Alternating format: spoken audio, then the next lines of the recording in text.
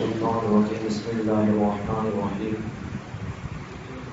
زين للناس حب الشهوات من النساء والبنين والقناطير المقنطرة من الذهب والفضة والخيل المسومة والأنعام والحرث ذلك متاع الحياة الدنيا والله عنده حسن المآب. لوگوں کے لیے خوشنما کر دی گئی خواہشوں کی محبت میں پہلی چیز عورتیں،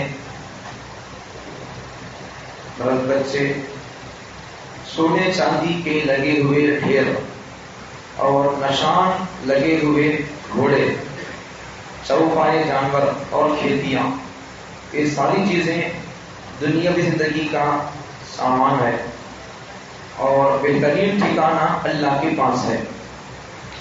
اللہ تعالیٰ نے چلو اور ایک بار ترجمہ سنو. انسانوں کے لیے خواہشوں کی محبت خوشنما کر دی گئی، اس میں سے عورتیں، مرد بچے اور سونے چاندی کے لگے ہوئے ڈھیر، نشان لگے ہوئے گھوڑے، چوپائے جانور، کھیتیاں، یہ تمام چیزیں دنیاوی زندگی کا سامان ہی اللہ تعالیٰ کے نزدیک بہترین ٹھکانہ ہے. اس آیت میں 3 باتیں بتائی گئی. پہلی بات، انسانوں کے لیے ان کی خواہشوں کے مطابق کچھ چیزوں کو جو انسانوں کو پسند ہوتی ہیں ان کو مزین کیا گیا، خوشنما کیا گیا. ان میں سے عورتیں، مرد بچے، سونے چاندی کے لگے ہوئے ڈھیر، نشان لگے ہوئے گھوڑے، چوپائے جانور اور چھٹا کھیتیاں. دوسری بات، یہ سب چیزیں دنیا زندگی کا سامان ہیں. تیسری بات، بہترین ٹھکانہ اللہ کے پاس ہے.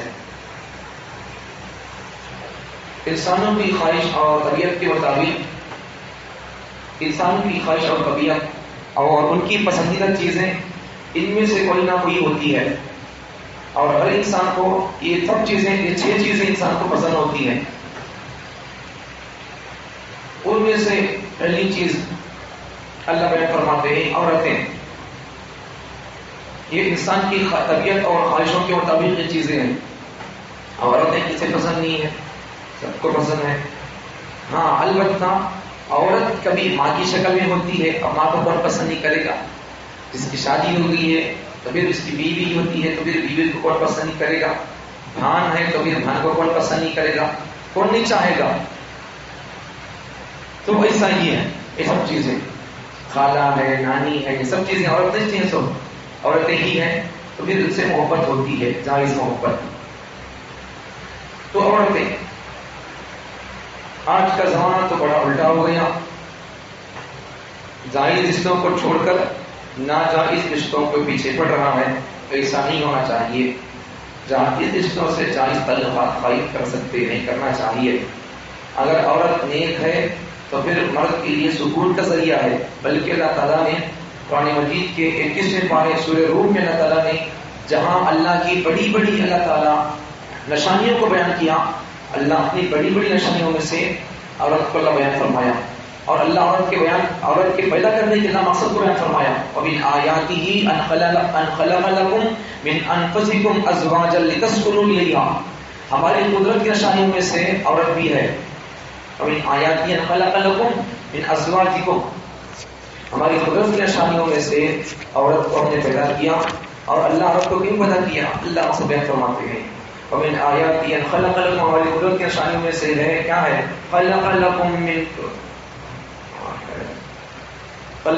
مِنْ أَنفُسِكُمْ أَزْوَاجًا. تو ہماری قدرت کی نشانیوں میں سے ہے کہ ہم نے تمہارے لیے تمہاری جانوں میں سے ازواجا، جوڑوں کو، بیویوں کو پیدا کیا. کئی کو پیدا کیا اللہ بیویوں کو؟ لِتَسْكُنُوا إِلَيْهَا، تاکہ تم اس سے سکون پاؤ. یہاں سے ایک نقطہ سمجھ سکتے، عورت شادی ہونے کے بعد، بیوی ہونے کے بعد اگر وہ مرد کے لیے سکون کا ذریعہ نہیں بنتی ہے تو وہ عورت نہیں ہو، انسان بھی نہیں ہو. انسان بھی نہیں ہے. اب وہ کیا ہے میں نہیں بولتا ہوں, آپ کو بولنا نہیں ہے. عورت اللہ مقصد پیدا کیا کیا مرد کے سکون کے لیے. اور عورت آج کے زمانے میں تو عورت مرد کے لیے نہ جسمانی سکون کا ذریعہ ہے, نہ دینی اعتبار سے دین پر چلنے دیتے. عورت آڑ ہے سوچ. مرداں بیان سن کو ہمارے جماعت میں جہاں کو داڑھی چھوڑنے کی خواہش پیدا ہو رہی ہے, جبے پہننے کی خواہش پیدا ہو رہی ہے, عالمہ کے ساتھ بیٹھ کر اٹھ کر ان سے مسئلے پوچھتے, شریعت پوچھتے ہوئے ان کو بدلنے کا نظام سسٹم دل دماغ کے اندر پیدا ہوا. لیکن انہوں بدلنا کا بول کو گھر کو چلے گئے تو بیویاں بولتی کئی کو نہیں, جب کچھ بوڑھے ہوئے گئے تو داڑھی چھوڑ ڈالتی, جب اس کے چھپے بول کر عورتیں آڑ بڑھ رہی. سو آڑ نہیں بننا. چلیں تو پیغمبر صلی اللہ علیہ وسلم نے حدیث کے اندر بھی فرمایا کہ میرے بعد مردوں کے لیے سب سے خطرناک فتنہ جو چھوڑ کے جا رہا ہوں, جو فتنہ مردوں کے لیے ہوگا خطرناک فتنہ, وہ عورت کا فتنہ ہے. بزرگوں نے کتابوں میں لکھا بھی ہے اور بڑے بڑے حکیم اور دانا لوگوں کی باتوں میں سے بھی ہے.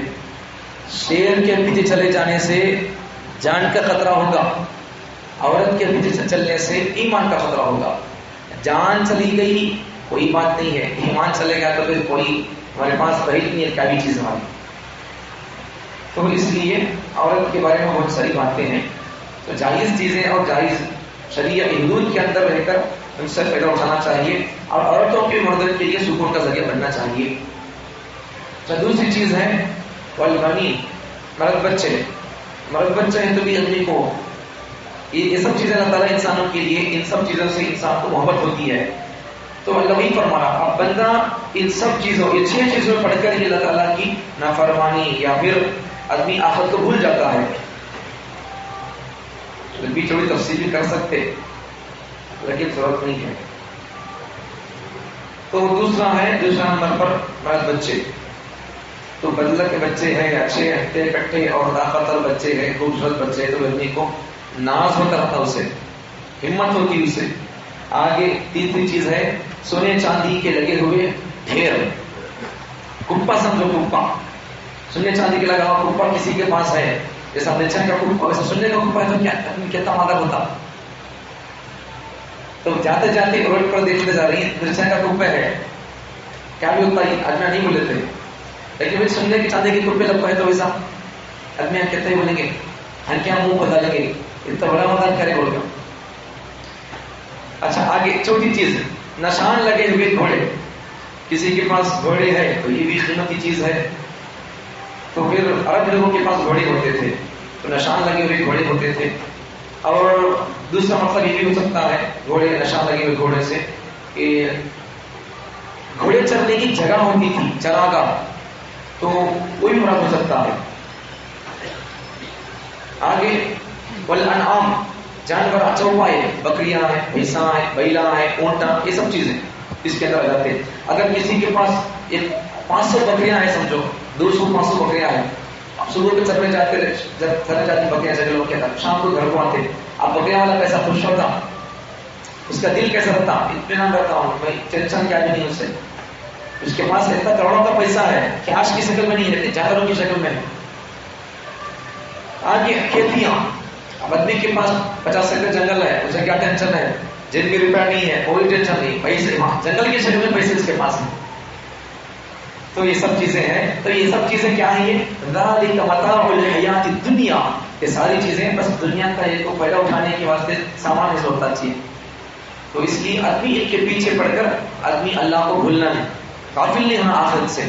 یہ چیزیں رہنا اور ان سے آدمی فائدہ اٹھانا ضرورت کے حد تک. اس کے بعد پھر آدمی ان چیزوں کو سننا, چاندی وغیرہ کی زکات نکالنا اور دوسری چیزوں کو اللہ تعالیٰ بندہ اللہ کی مرضیات میں خرچ کرنا. اور یہ چیزیں پڑھ کر آدمی نماز سے غافل نہیں ہونا, دین سے غافل نہیں ہونا چاہیے. یہ سب اس دنیا کا فائدہ اٹھانے کے لیے سامان ہے, بس اتنا ہی ہے. اب بہترین ٹھکانہ اور بہترین انجام تو مرنے کے بعد اللہ کے پاس ہوگا. تو اس میں آدمی پڑھے نہیں سر کا, اگر اللہ کو یاد کرتا رہے گا تو پھر اللہ کے پاس بہترین اس کا ٹھکانہ ہوگا. بس آج کے سبق